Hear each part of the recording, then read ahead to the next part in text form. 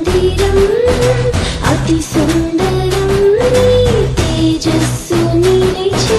మధుర స్థలం నీ మందిరం అతి మనోహరం నీ మనసు